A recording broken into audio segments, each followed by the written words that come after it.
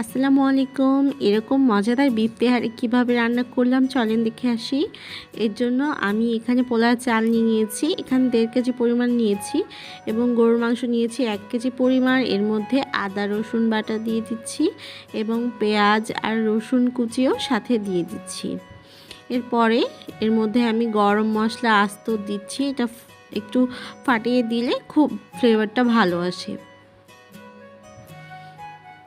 এরপরে আমি টক দই সাথে একটু টমেটো সস মিলিয়ে দিয়েছি।